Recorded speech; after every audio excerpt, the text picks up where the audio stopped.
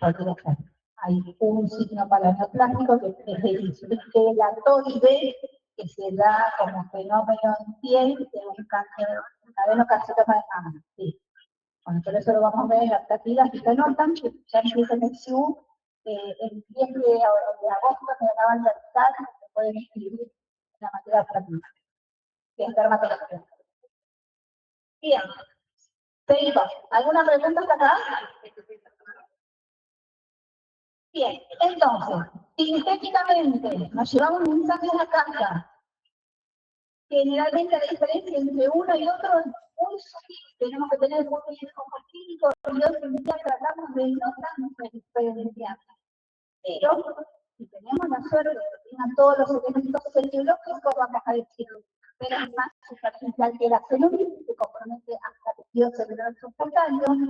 Los bordes de la eritritela son negros, mientras que la celulitis se borronea, son difusos.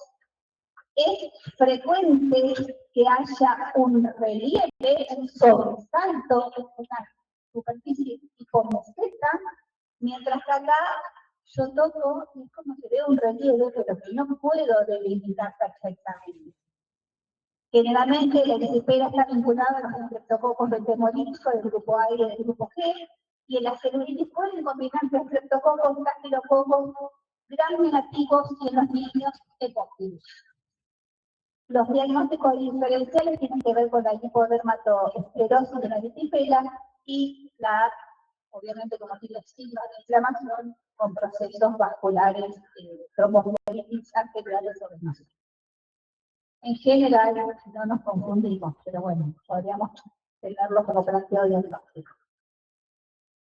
Muchas veces la bibliografía, y creo que así lo vamos a presentar en el próximo libro de la Cátedra de Clínica Médica, para no enredarnos hablamos de dermoepidermitis agudas, ¿sí? ¿Por qué?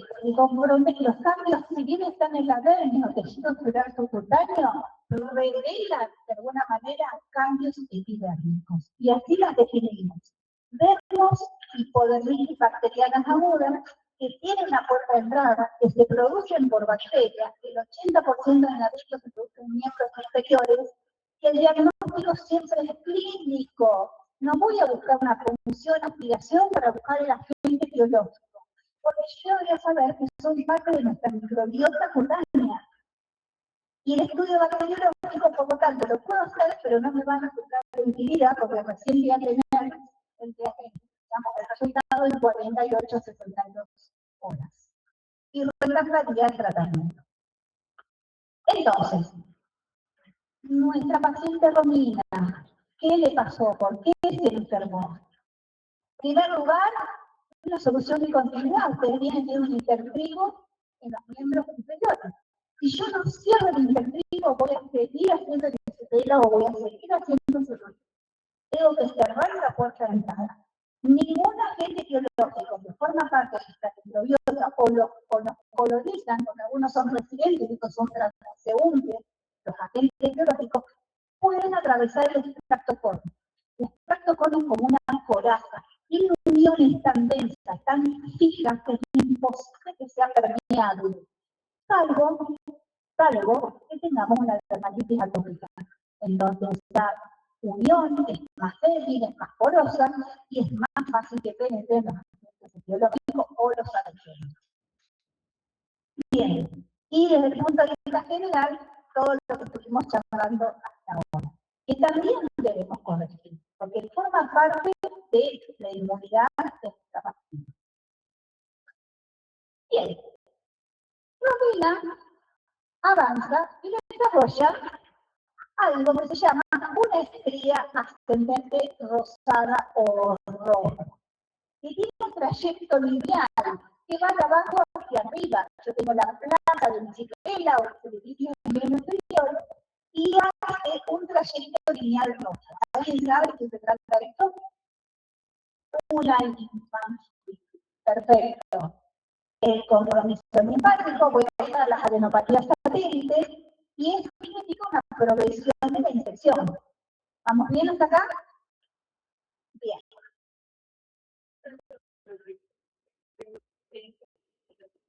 Por supuesto. son instancias de defensa, porque los simpáticos frenan lo que no frenan los vasos sanguíneos venosos. Entonces, tienen las aperturas, el endotelio más grande que permite el drenaje mayor y por eso hace la linfancia. No siempre se produce, por eso no tengo una imagen de una paciente que puede captarlo en el momento, pero fíjense esta imagen de una celulitis de la mama izquierda que hace este componente linfático, porque siempre los trayectorios linfáticos muchas veces se cruzan, y veo estas estrías rojas lineales que tengo que pensar que es una linfangitis. Por supuesto tiene calor, dolor y ardor como cualquier signo inflamatorio. ¿Qué tratamiento voy a hacer? Van a encontrar, depende de la bibliografía, depende del manual, depende del docente, depende de la microbiota que el paciente está internado, si es ambulatorio. Generalmente, en el caso de los streptococos, usamos penicilina o aminopenicilina. Por supuesto, la amoxicilina o las cefalosporinas son las más prácticas para utilizar.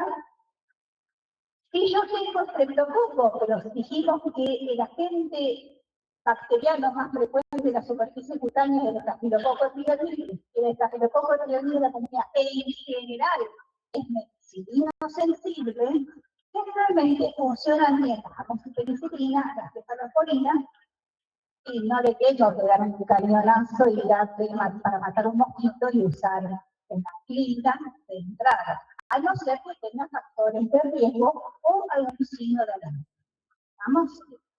Siempre vamos de lo simple a lo complejo. Cuando yo tengo ya asociado un estafilococo meticilino resistente, que es lo que generalmente ocurre en las salas de internación de nuestro hospital, y voy a pensar en una mayor cobertura como clindamicina, la sulfametoclina, sulfametosolo en combinación con alguna aminopenicilina esta, o asociado al doxiciclina. Hay múltiples esquemas terapéuticos, estamos cambiando permanentemente, el equipo de tecnología siempre va ajustando, depende de la sensibilidad antibiótica, de la microbiota reinante o de lo que se vayan obteniendo los cultivos. Puntos de atención a recordar. Son termoepidermitis, como los repetín, producidas por los agentes biológicos más frecuentes de la superficie cutánea, que son los streptococos y estafilococos. El diagnóstico clínico, siempre el compromiso es unilateral, que sea de ambos lados es terriblemente sospechoso, tenemos que pensar en otras etiologías. Las colecciones purulentas siempre tienen drenaje, porque una colección significa que está rodeado por una estructura que impide la llegada de los antibióticos, por lo tanto luego que drenar. La mayoría se manejan de forma ambulatoria, es decir, en cualquiera de ustedes en atención primaria de salud pueden manejar y pueden resolver el caso, por supuesto la van a citar y la van a mandar a casa con pautas o signos de alarma. ¿Estamos bien? Y por supuesto, si hay cosas más graves que llaman la atención, si el paciente clínicamente no lo vemos demasiado conectado, tenemos dudas, obviamente va a traer una observación o en internado.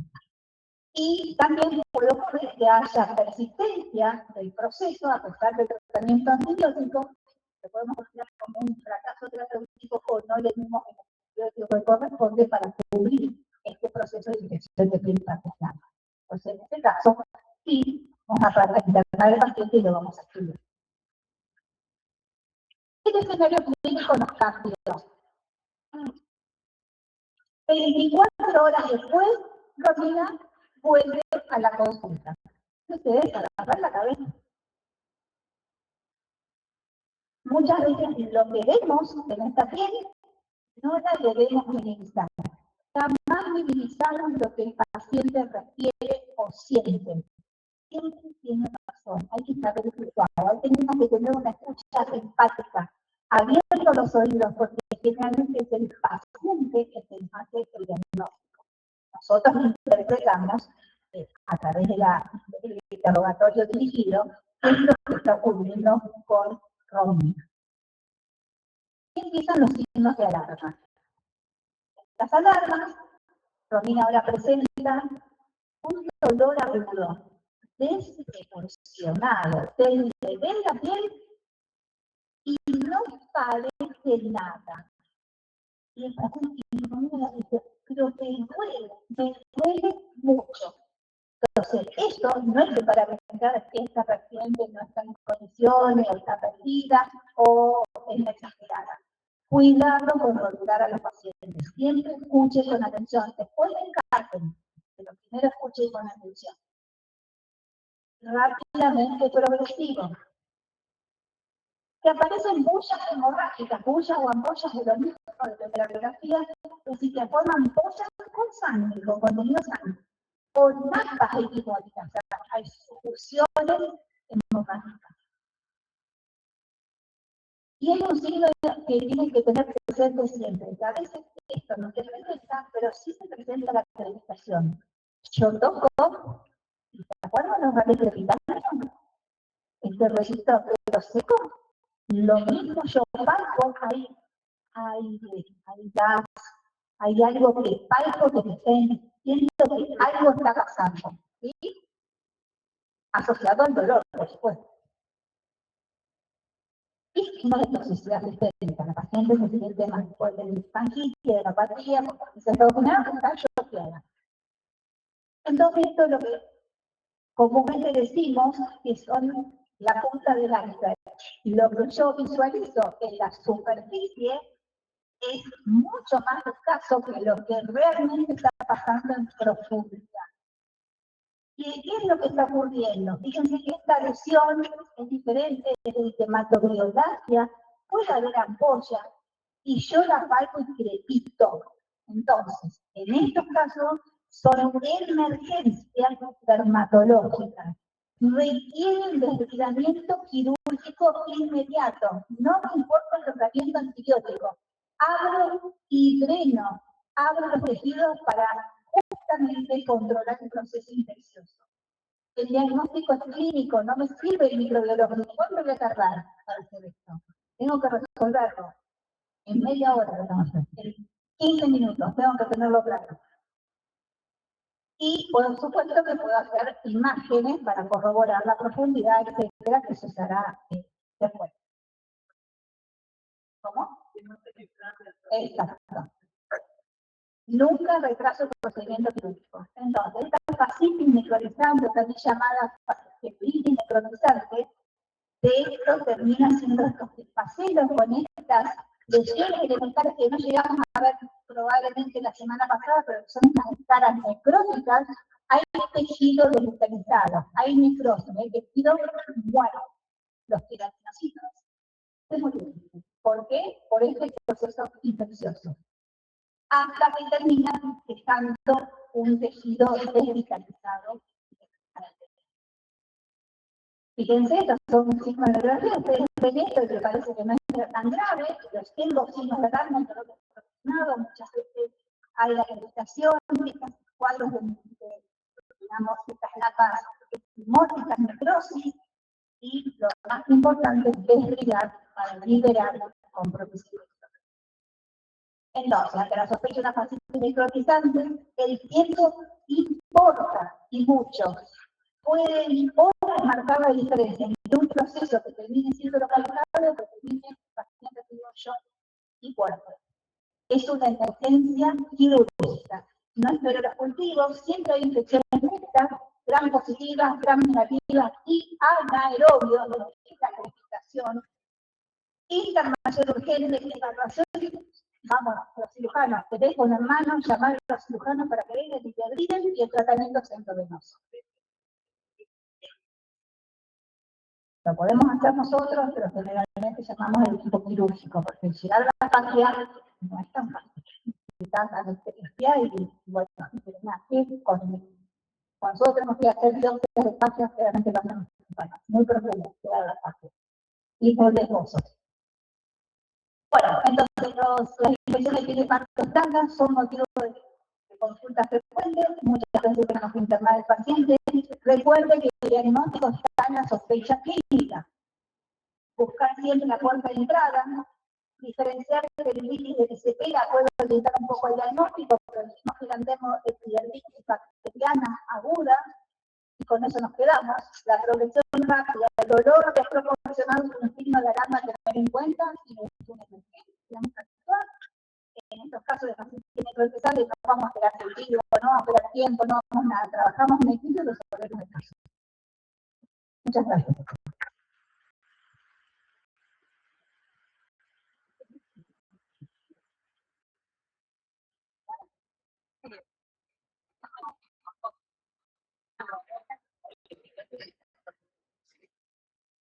¿Alguna pregunta?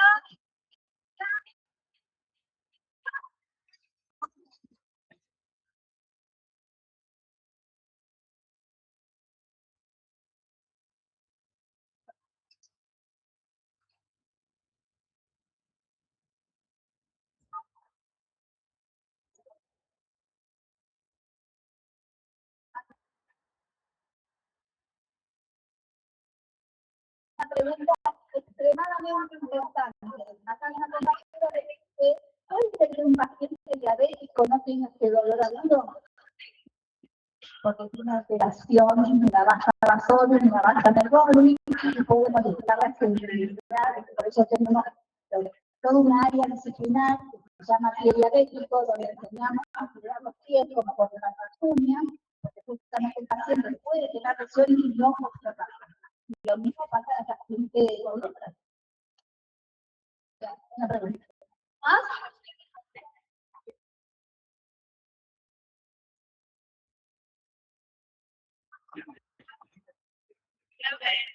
Sí.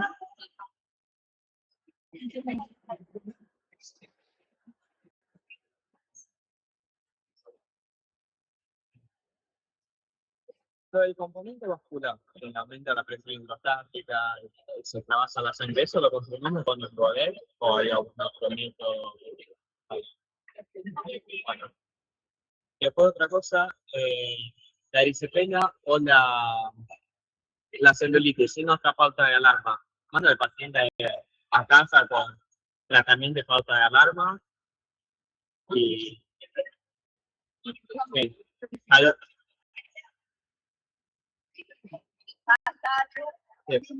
Bueno.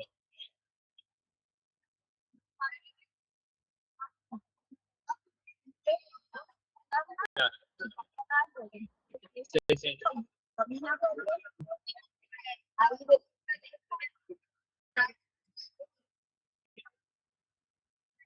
Esto para confirmar. Lo del componente vascular, si lo confirmamos con codeo o sea, alguna otra maniobra técnica. Acá nos están preguntando en este confirmo varicoso, ¿cómo yo sé que hay edema? Lo confirmo con un codeo. ¿Qué es el codeo? Exacto. Es uno de los signos que nos está indicando que hay edema. En los complejos varicosos puedo tener codeo porque este líquido hiperproteico es un codeo, es decir, no es blandita la piel, tiene un codeo más bien firme. Es una de las cosas que pueden hacer estos dobles o fluidos vasculares. Igual les aclaro, estudios vasculares, se van a agarrar la cabeza, porque siempre miran los pasos más importantes, los plexos superficiales, los plexos comunes.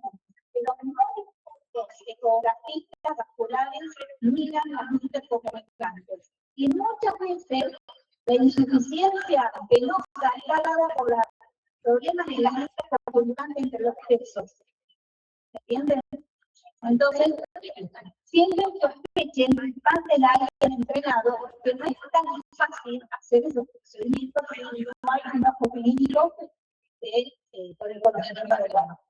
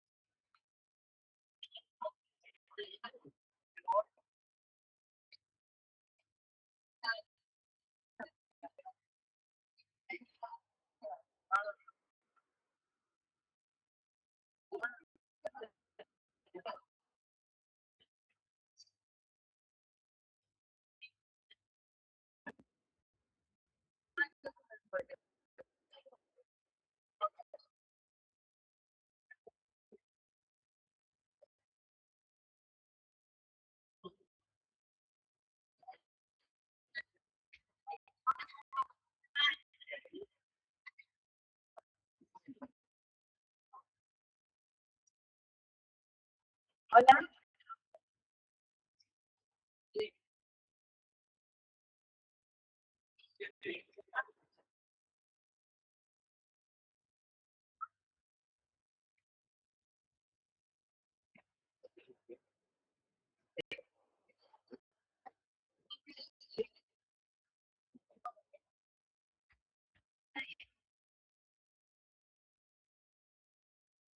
Hola, ¿cómo les va?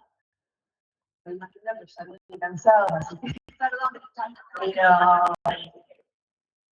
estamos entrando en una etapa de la currícula donde vamos a empezar a ver muchas infecciones. Entonces, siempre es importante saber cómo me tengo que manejar frente a un síndrome febril.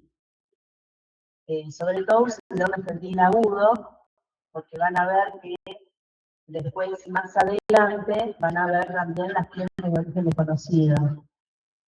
Entonces, cuando uno tiene un síndrome febril, siempre hay que plantearse diferentes situaciones. No siempre va a ser fiebre igual a infección. Entonces, tenemos distintas situaciones que tienen que ver con o agentes físicos, químicos, no solamente microbiológicos o biológicos, también puede ser una necrosis, ya sea por un infarto o por una hemólisis, también por una metabolitopatía o por algún tumor sólido o del sistema hematopoyético. Entonces, todo eso va a actuar sobre las células. Esto es un repasito, digamos, de todo lo que es la fisiología y la fisiopatología. Va a actuar sobre las células del sistema motor fagocítico y van a estimular y van a producir factores de necrosis tumoral, interleuquinas, interferón, y se va a producir la fiebre. En el centro termorregulador, que está en el hipotálamo. Antes que nada, me presento, soy, no me había presentado, soy la doctora Michelle, de la cátedra de psicología, y bueno, hoy por hoy estamos muy asediados por todo lo que está pasando. Todo se relaciona últimamente con las enfermedades infecciosas. Lo van a ver cuando trabajan en la atención primaria. Motivo de consulta más frecuente, síndrome febril, o sea. Y bueno, ¿y qué hago? En estos momentos donde tenemos microbiotas destruidas, donde ya no se producen más antibióticos, desde hace 6 años o más que no se producen antibióticos, donde tenemos escasos recursos, entonces siempre ese paciente que a lo mejor, bueno, tiene fiebre, no, llega a la consulta y hay que analizarlo, hay que evaluarla. No podemos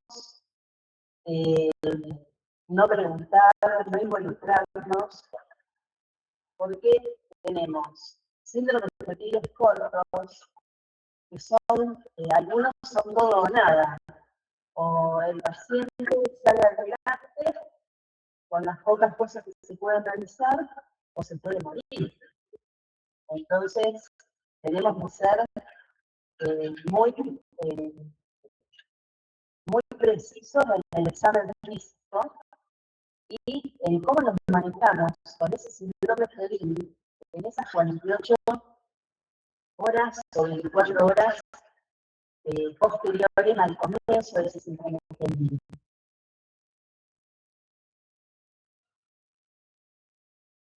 Bueno, para recordar un poquito, vemos que en el centro termorregulador uno tiene los endógenos y endógenos, cuando ingresan en el organismo, pueden generar taquipnea, taquicardia.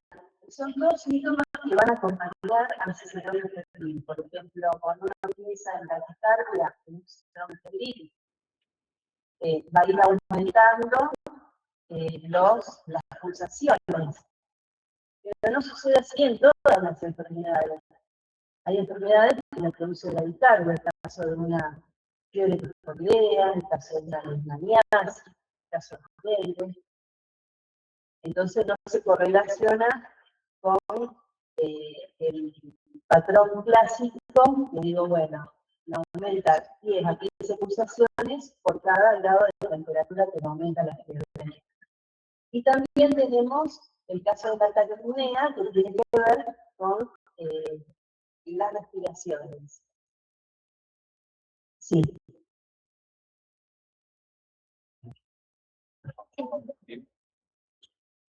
Porque la clase la estamos transmitiendo también porque el miércoles cuando se repite no, por el suelto no lo tuvimos. Ah, bueno.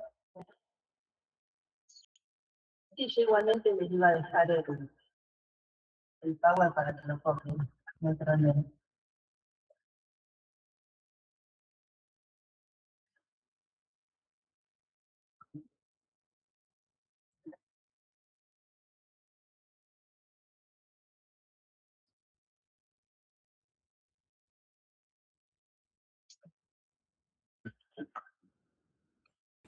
Gracias.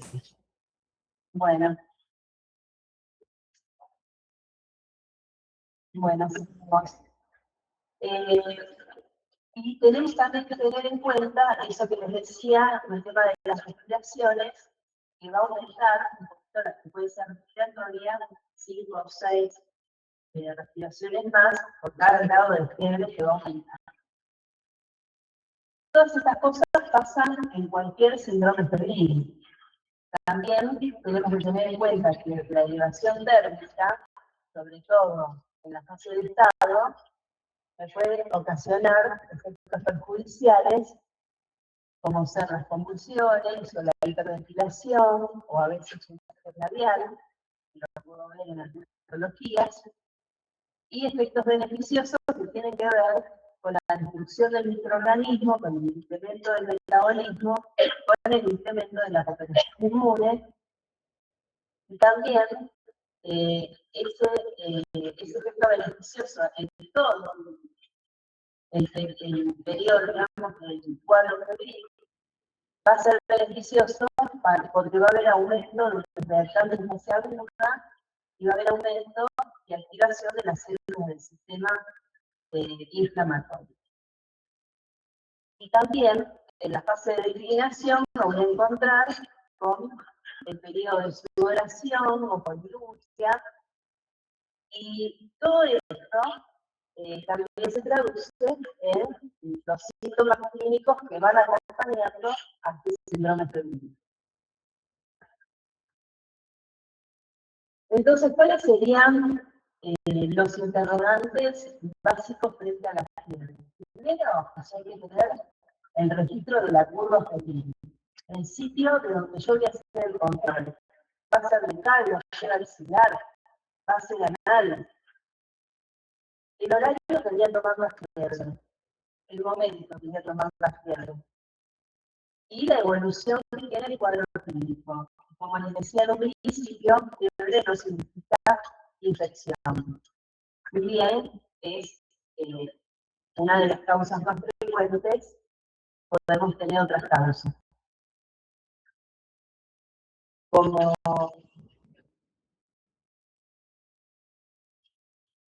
bueno, lo que yo les había comentado anteriormente, el tema de los síntomas que puede tener, también podemos tener síntomas, que es la sensación de calor, los escalofríos, la cefalea, el malestar general, el cansancio, la astenia, la anorexia, los temblores. El descenso de la temperatura corporal produce vasodilatación, produce rubor y sudoración.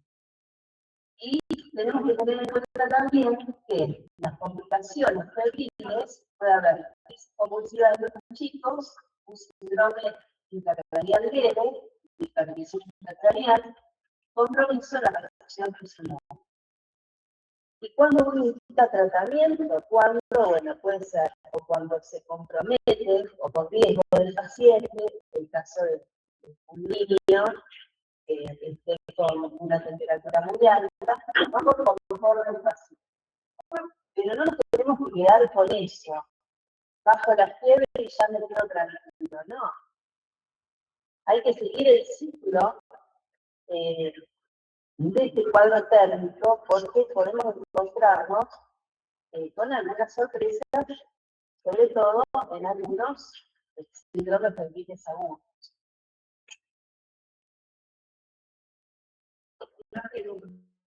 Sí. Cuando tenés un niño menor de 6 meses, que puede hacer un cuadro compulsivo, cuando tenés una fiebre muy alta, o sea, arriba de 40, cuando el paciente agrega otros síntomas como pérdida de la conciencia o desvanecimiento. Y siempre es importante el interrogatorio, o sea, tengo que hablar con el paciente, tengo que saber cuándo empezó el cuadro térmico. Obviamente, cuando uno razona en la valoración del síndrome febril, ¿qué edad tiene? O sea, hacer bien la anamnesis bien completita, tomar medicamentos como antibióticos. Es muy común que vengan al consultorio y te digan, tengo fiebre, pero no un antibiótico. Como si la fiebre se bajara por el antibiótico, o sea. Y hay que tratar, más que vamos a hacer atención primaria,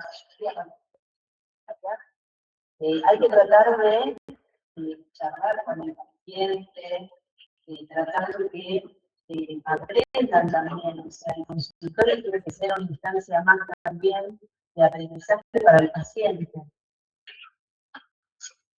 Si bien hoy no vamos a echarle la culpa solamente del uso racional de antibióticos,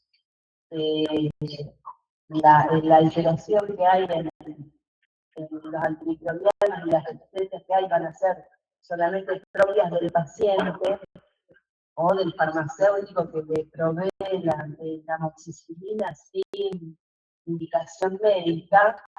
Hay otras cosas que son mucho más fuertes por hoy, que tienen que ver con la crianza de los animales, con los antibióticos que están usando para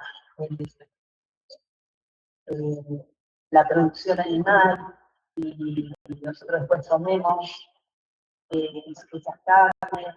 Bueno, hay un montón de situaciones que tienen que ver con el medio ambiente,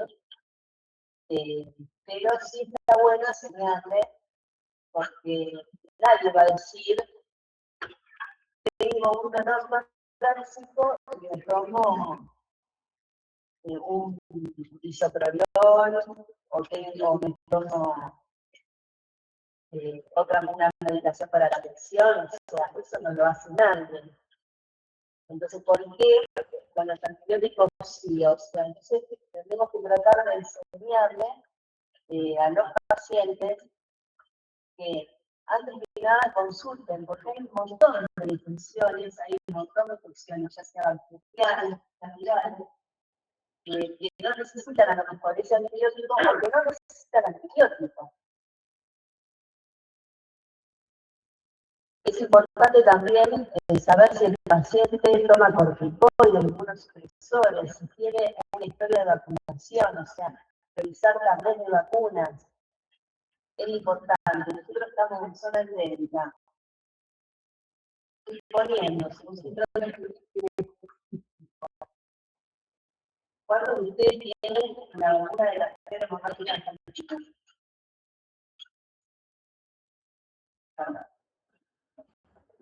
Ustedes hacen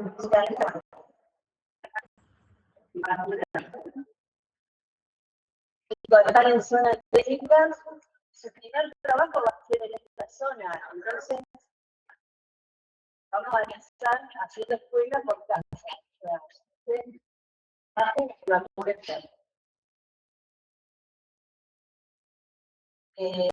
Es importante también preguntar si recibió tratamientos odontológicos, si tuvo cirugías previas, si recibió transfusiones, si tiene enfermedades como la diabetes o la hipertensión, si consumió algún tipo de alimentos, todas las preguntas que nos vamos a ir haciendo antes de llegar a ver qué diagnóstico tiene el paciente. Esto es la primera consulta, o sea, todo esto sale con el cuadro clínico, dónde vive, si viajó a algún lugar, de qué trabaja, si hay algún evento climático en el momento, o sea, si hay contacto con animales o insectos. Ahora nosotros estamos por entrar, estamos en la temporada de lluvia y vamos a empezar con las lluvias, o sea, va a haber lugares que se van a inundar, el año va a ser más fuerte que otros años, entonces vamos a tener posibles casos de leptospirosis, posibles casos de dengue, o sea, eso es lo que estamos esperando para la primavera, digamos. Y también es muy importante el foco familiar, o sea, si hay alguien en la familia que tiene fiebre o que tiene algún diagnóstico de algún síndrome febril, que sea en este caso sobre todo inespecífico, que ahora vamos a charlar después la diferencia que hay con los otros síndromes febriles, y el nexo epidemiológico, o sea, está viviendo en la misma casa y tiene dengue, o sea, ¿qué está pasando en la zona, en este área? O sea, para la búsqueda del mosquito y cómo me tengo que manejar en esa situación familiar con un paciente que a lo mejor tiene dengue, en la familia a lo mejor es el único.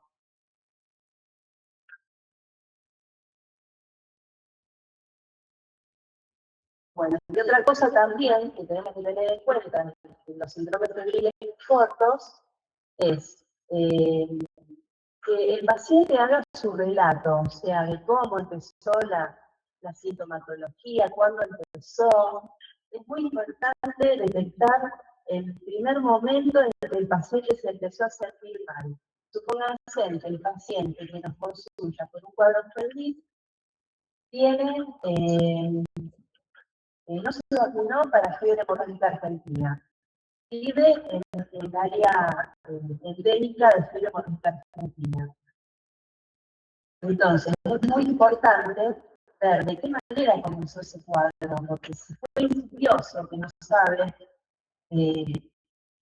cuándo empezó, si empezó ayer a la noche o ayer a la mañana, que se empezó a sentir un poquito mal, o sea, nosotros tenemos que contar ese día como día 1, porque si tendríamos que usar plasma de convaleciente, tenemos hasta 8 días para pasar el plasma de convaleciente. Entonces, por eso es importante saber exactamente cuándo se empezó a sentir mal.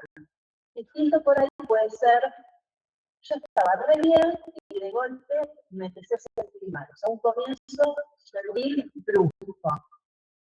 La mayoría de las infecciones específicas como dengue, leptospirosis, hantavirus, fiebre amarilla, paludismo son de comienzo brusco. Y la única que me difiere es la fiebre hemorrágica argentina. Pero tengan en cuenta que yo tengo 8 días para pasar el plasma, entonces por eso es tan importante. Si el paciente está vacunado, la vacuna es muy efectiva, recuerden que tiene una efectividad del 95.5%, o sea que es muy efectiva. Y, o en el supuesto caso que haya tenido fiebre hemorrágica, pero ya quedan muy poquitos casos, o sea, de pacientes que han tenido, que pueden ser donantes de plasma, y por eso es muy importante este recurso que tenemos de la vacuna. Por eso yo les necesito, vacúnense, es importante. Bueno, y otra cosa que hay que tener en cuenta, después, en la próxima clase, vamos a hablar bien de cada una. Pero ahora es como una previa para que empecemos a entender cómo nos tenemos que manejar con un síndrome del virus. ¿Cuánto tiempo hace que tiene la fiebre? ¿Cuándo comenzó el cuadro térmico? ¿Cómo se presenta diariamente? Si se presenta más a la tardecita, si el paciente dice, no, hasta que a dormir, me desperté todo respirado, o sea, es muy importante el horario y cómo se va presentando. Y si hay otros signos, tipo de acompañantes, si tiene adenopatías, cómo tiene la orofaringe, cómo tiene las conjuntivas, cómo tiene la piel, si le palpo la cara, si le puedo encontrar con una hepatosina medalla, también es importante. Sí.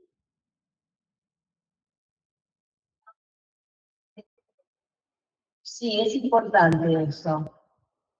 Es importante. Generalmente lo van a ver, es muy del pediatra, decirle a la mamá anotar cuando el niño tiene fiebre. Pero es importante ir teniendo el registro, porque en ese momento uno no se está sintiendo bien, si no lo registra, a lo mejor se te pasa y lo importante es ver. Puede pasar. Hay casos que comienza con fiebre, a lo mejor tiene 48 horas fiebre y después es como que hace una efervescencia, que sería como un periodo de estado, y después vuelve a su tengan en cuenta que muchas de las patologías con síndrome de Lynch específico son disfásicas. Entonces, después, cuando vuelve a aparecer la fiebre, podemos tener un pronóstico más complicado, podemos tener un periodo de estado más que evoluciona más a la gravedad. O sea, que tengan en cuenta eso. Y bueno, y si síndrome de Enríquez agudos, o sea, tenemos todos, o sea, pensando en cada órgano, en cada lugar de nuestro cuerpo, las manifestaciones en pie, como vieron con la doctora Ana, las infecciones víricas, otorrinolaringológicas, las infecciones bacterianas, las infecciones respiratorias agudas, pensando en la influenza, en el virus sincitial respiratorio, en el SARS-CoV-2, infecciones bacterianas y otorrinolaringológicas, que también son muy frecuentes, un síndrome mononucleoso, también infecciones urinarias, sobre todo las bajas, bronquitis agudas, víricas o bacterianas, gastroenteritis agudas víricas, y las patologías endémicas, que son las que están dentro del síndrome del líquido específico. Hemorragia, dengue, paludismo, sobre todo del epidémico por Plasmodium falciparum, fiebre amarilla, chikungunya, zika, canta y leptospirosis. Y la meningitis aguda. Por eso es muy importante el examen físico, porque puedo tener un paciente con fiebre y me dice, tengo cefalea. Por favor, hagan la evaluación neurológica. Busquen los signos meningios, o sea, que no tenga rigidez del cuello. Hagan el signo de Kerr y de Brucey, Y, o sea, eso es algo sencillo que lo hago en el consultorio. Y me ayuda un montón.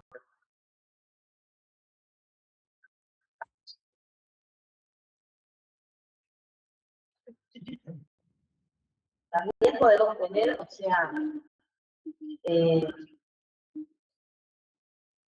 por ejemplo, me pasó ayer mismo atendiendo en el consultorio. Y un paciente con un cuadro térmico de 24 horas de evolución, tenía una fallitis congestiva, una lengua que cuando uno la miraba estaba toda despapateada, piel roja y no tenía adenopatías, tenía un exantema maculopapular que ocupaba toda la parte superior del tronco y el abdomen.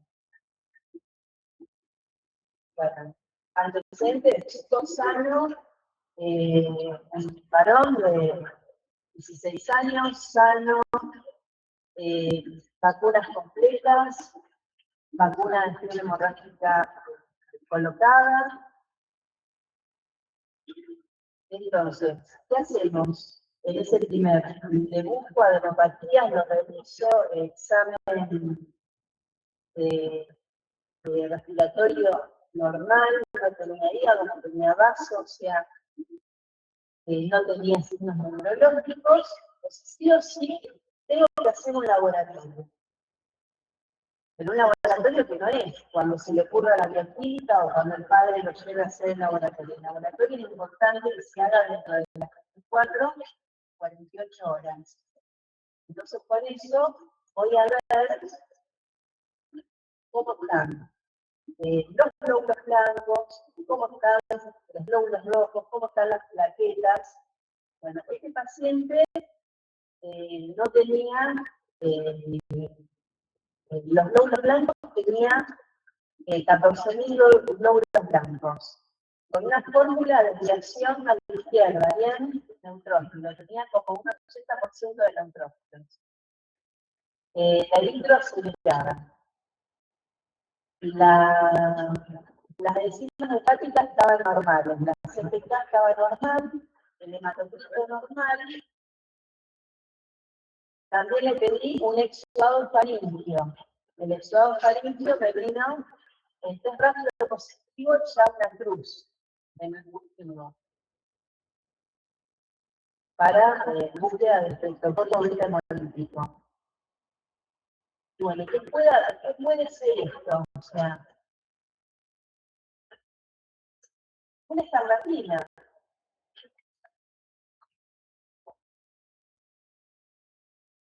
Entonces, bueno, tenemos que hacer, ¿entendieron el relato? Bueno, entonces, ¿qué harían ustedes con una escarlatina? Han tenido que buscar y pulsarían. Penicilina. Por lo menos todavía el estreptococo beta hemolítico nos da la satisfacción de que es sensible a la penicilina. Bueno, por eso es muy importante mirar la piel, qué tipo de piel. Ya después, cuando tocaba la piel era anterior. Y no tenía la química fase estatal, ni los signos de campo, o sea, no tenía nada de lo que a veces describen los libros. Pero bueno, era una escarlatina.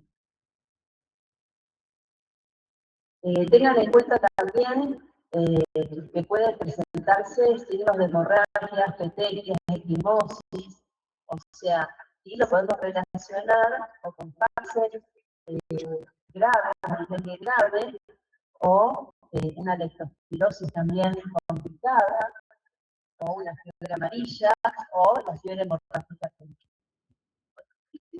También tenemos que tener en cuenta si el paciente tiene ictericia, si tiene coluria, colia, prurito, dolores de hipocondrio derecho, pensando en fiebre amarilla, que tiene la característica de dar un cuadro térmico con ictericia y oliguria, y también en una leptospirosis.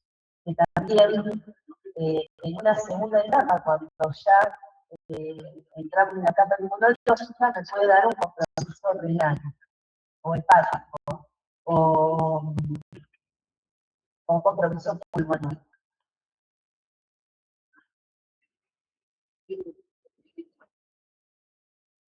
Bueno, entonces las 4 preguntas clave serían: ¿cómo evoluciona esa fiebre, la gravedad, la hospitalización y los antimicrobianos? Si tengo que usar antimicrobianos o no. Con respecto al síndrome febril específico, tenemos que tener en cuenta, ¿por qué digo el específico? Porque tiene todas las características de un cuadro febril, pero lo que no va a presentar son síntomas de vía aérea superior. Eso no lo presenta. De ahí viene la diferencia. En una primera etapa no presenta síntomas de vía aérea superior. En general, la forma de uso son por pródromos, es autolimitado, en general no es curativo, no es crónico, no es granulomatoso, el síndrome febril, y tiene una evolución muy definida, bipolar, o sea, restituye el paciente o se puede morir. Presenta un curso bifásico, eso lo van a ver después de las patologías cuando hablemos de cada una, cómo varía el cuadro clínico, cómo varía el cuadro patogénico, o sea, la fisiopatogenia. Y responden a un espectro biológico muy amplio. Tengan en cuenta esto, que siempre que yo sospeche un síndrome febril agudo y específico, pido laboratorio. En ese laboratorio que voy a pedir un hemograma completo, con plaquetas, con fórmula. Yo tengo que ver cómo están los leucocitos, que pueden ser menor o mayor, o sea, entre 4.000 y 10.000. O puede haber una leucopenia o puede haber una leucocitosis. Tengo que ver las plaquetas, la mayoría de las veces las plaquetas están disminuidas. ¿Eh? Sí. Y el sedimento urinario también es importante medirlo. Puedo pedirle una radiografía de tórax y me tengo que enfocar en esa noción del foco. ¿Qué está pasando? O sea, obviamente, a nivel epidemiológico, siempre situarse epidemiológicamente, también se trabaja con los mapas, o sea, dónde estamos, dónde vivimos, dónde fuimos, dónde vamos, dónde viajamos, y qué zona endémica, para qué, cómo se comporta ese lugar, qué está pasando. Por eso, bueno,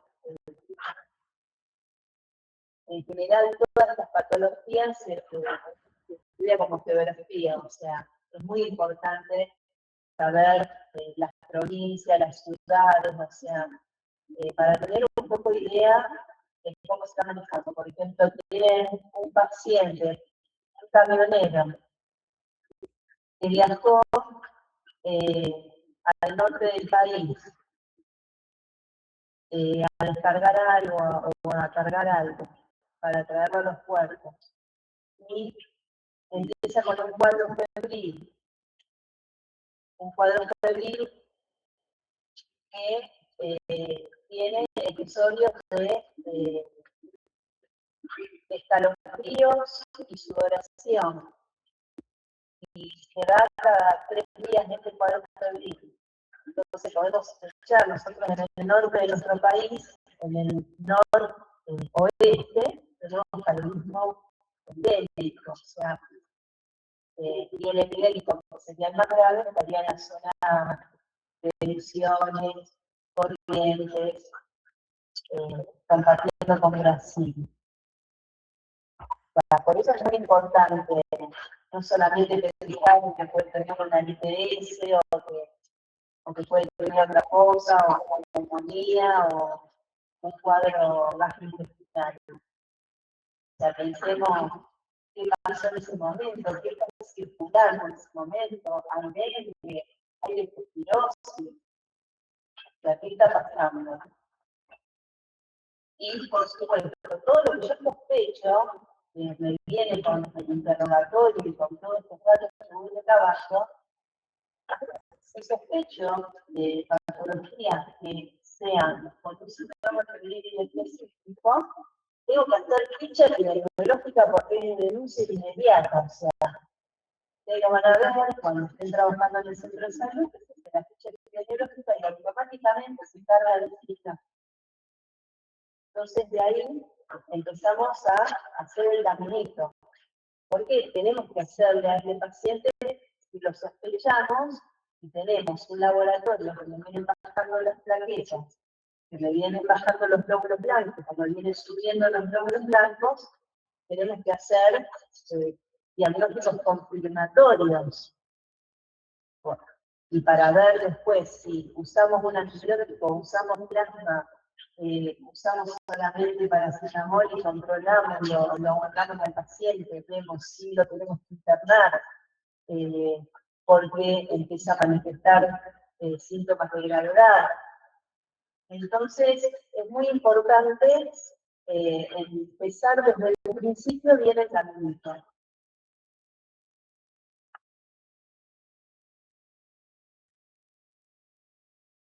Bueno, todas estas que son virales me pueden dar un síndrome febril específico. No las tenemos a todas, pero bueno, dentro de los flavivirus tenemos el dengue, el Zika, la fiebre amarilla, la encefalitis de San Luis, la encefalitis del oeste, la encefalitis japonesa. Nosotros en nuestro territorio tenemos más dengue, Zika, fiebre amarilla en la zona, digamos, de Misiones, Corrientes, compartirlo con Brasil. Por eso tienen dentro del carnet de vacunas la colocación de la vacuna para la fiebre amarilla de forma obligatoria dentro del carnet de vacunas. Y podemos tener el caso del encefalitis de San Luis, que se ha presentado también por mosquitos como el Pulex, también en la zona del centro del país, en Córdoba. Después alfavirus, tenemos chikungunya, manjaro, sífilis, el Rottweiler, el Canchan. Después los arenavirus como la poliomelite, el virus Lassa, las fiebres hemorrágicas sudamericanas, el manfico y el pulín. Las vulnerabilidades que es el tantavirus, el norovirus, leovirus y munchavirus. Nosotros con respecto al tantavirus, lo pensamos en nuestro país, tenemos 3 zonas bien marcadas, si bien hay una distribución universal y bueno, estuvo muy noticiado al principio del año con los piqueros y bueno, gente que había andado por pocos lugares del país. El virus Andes, que viene de la Patagonia, que hasta ahora el único que se ha podido ver en el clúster, digamos, el contacto humano. Después también tenemos en el norte de nuestro país, en la zona de Salta, Jujuy, tenemos el hantavirus, el Lorán, el Bermejo, y en la zona nuestra, de las islas entrerrianas, de esta zona, tenemos las iguanas,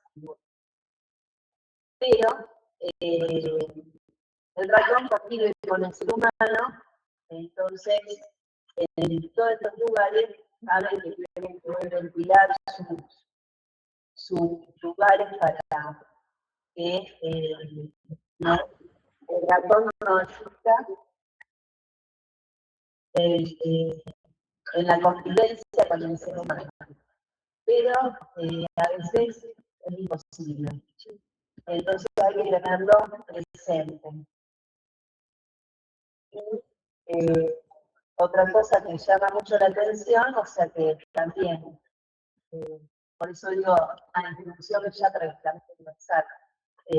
Nosotros tenemos el cáncer pulmonar en todas estas zonas y también en toda América del Sur y América del Norte hay puntos donde se han lugares donde hay más la frecuencia de otros ratones que pueden contraer la enfermedad. Son climáticamente, geográficamente diferentes y biológicamente diferentes los lugares y tienes también.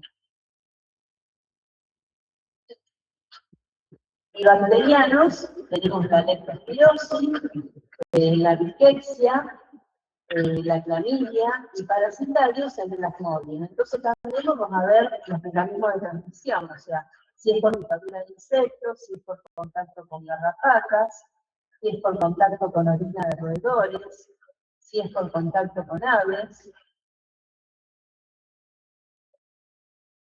Bueno, este cuadrito parece un cuadrito, pero es muy fácil de entenderlo, parece muy complicado, pero simplemente uno tiene que definir el caso, que es ver cómo es ese cuadro febril. O sea, si tiene una hipertermia menos de 7 días, si tiene dolores musculares, si tiene cefalea, si no tiene síntomas de vía aérea superior, si tiene dolor abdominal, si tiene vómitos, si tiene pequeña conjuntival, si tiene odinofagia, y si tiene, a lo mejor, algún episodio de diarrea. Entonces, con este cuadro clínico tengo que ver qué sospecha epidemiológica puedo hacer de todas las patologías que me pueden dar un síndrome febril agudo intestinal. Entonces, ¿cómo intervengo yo de forma inmediata? La conducta sería el control de 48 a 72 horas de hemograma de litro. Si es necesario, le puedo hacer la prueba de torniquete y ver cómo están las plaquetas. Entonces, en base a eso voy a tener los resultados. Y puede ser que haya también algunas situaciones del cuadro clínico que me vayan haciendo la diferencia. Por ejemplo, en el dengue el exantema, las astralgias, me puedo encontrar con el laboratorio con una leucopenia, con una linfomonocitosis, obviamente también puede haber una trombocitopenia o no, puede estar la hidro normal,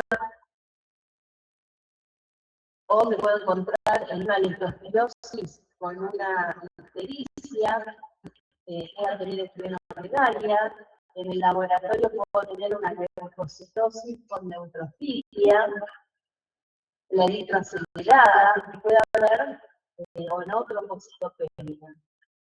Y después, en la semana de cuando en el organismo, como yo les contaba, que podía ser básica, cuando vuelve a hacer una fiebre pueden aparecer alteraciones en la función renal, alteraciones en la función hepática, puede haber hemorragias, y este cuadro se puede complicar con una leptospirosis hemorrágica pulmonar, que eso es un cuadro grave, sería como una neumonía grave, donde ahí tenemos no solamente la leucocitosis con neutrofilia, la hidroxilada, sino también que tenemos sangre pulmonar.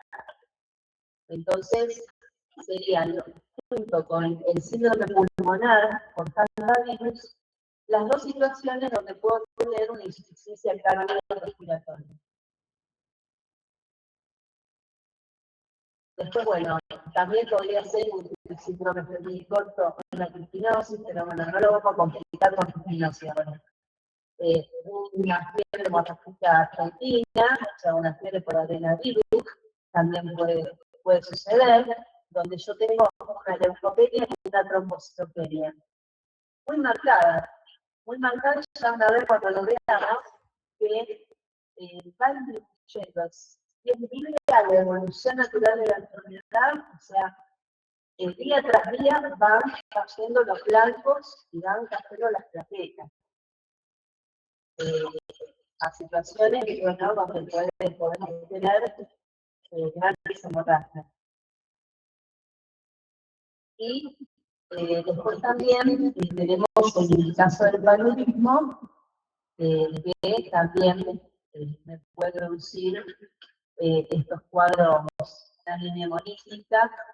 Y lo característico del paludismo es que me puedo encontrar con un gran vaso. O sea, un vaso que me puedo llegar a ocupar casi desde, me puede llegar hasta 12 días a la izquierda, el vaso. O sea, porque está produciendo, porque está destruyendo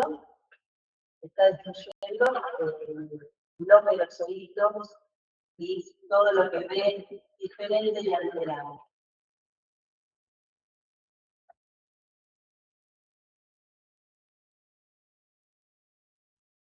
Bueno, entonces, cuadrito para poder ejemplificar que tenemos la fase febril y después en la fase cuando cae la fiebre empiezan a aparecer los anticuerpos, empiezan a aparecer el descenso de las plaquetas, pero sí pueden aparecer el daño de los órganos. Eso era lo que yo me refería. Cuando uno dice que estamos frente a situaciones de enfermedades linfáticas. Esto para presentar una presentación previa de los banquillos, cómo se apoyan en la pared, que se puede identificar así, el aire baja la cola y el anófeles sube, el anófeles obviamente produce paludismo, y el aire puede producir hemorragia pública. Y el Jules produce las encefalitis. Bueno, para mostrarles cómo puede ser un exantema por dengue, ahí se ve la inyección conjuntival. Acá también, como el exantema, el maculopapular.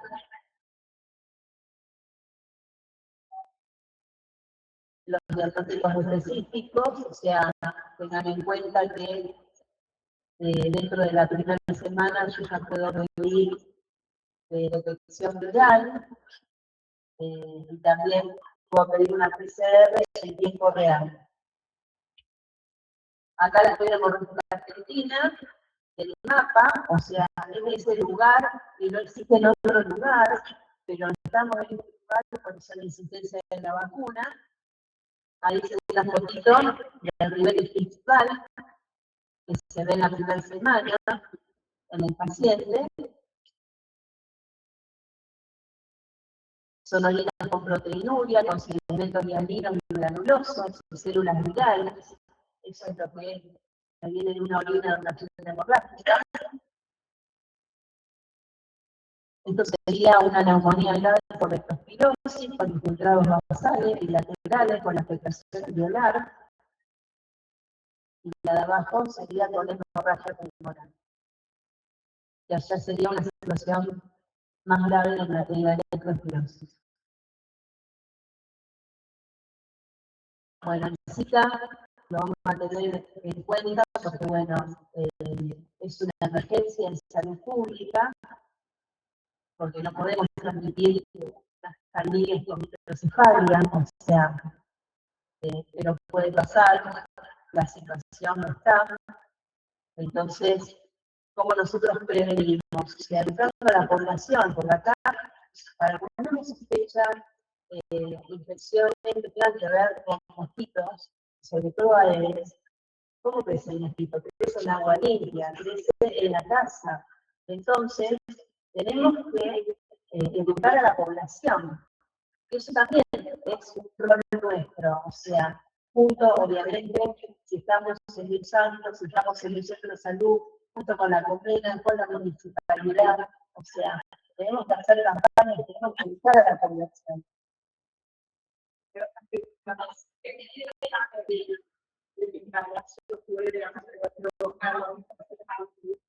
Sí, el primer trimestre, sí.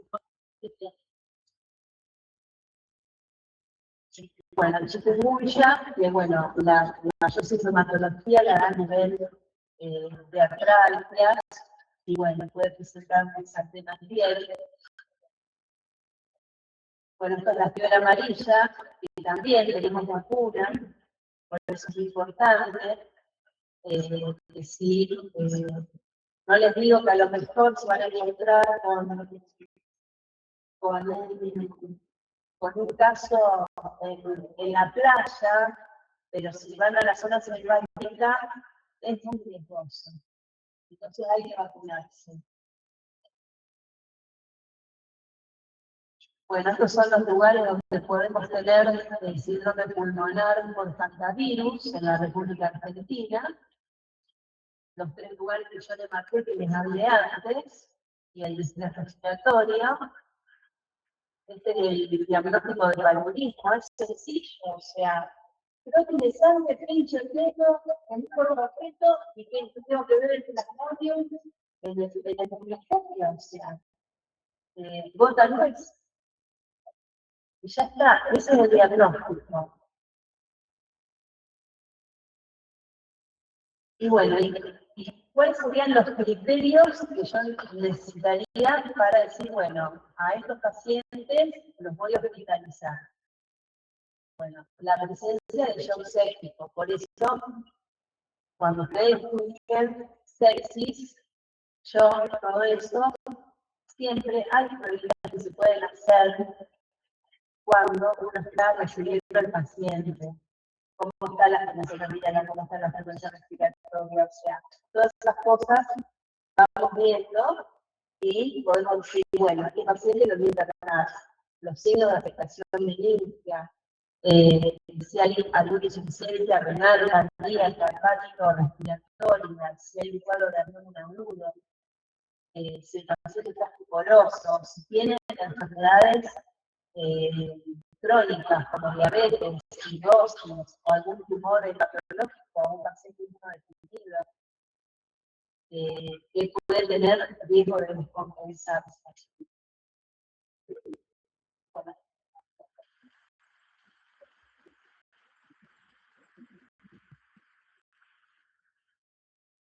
para la próxima clase, vamos a empezar a dar las herramientas, sobre todo vamos a dar hemorrágica, fiebre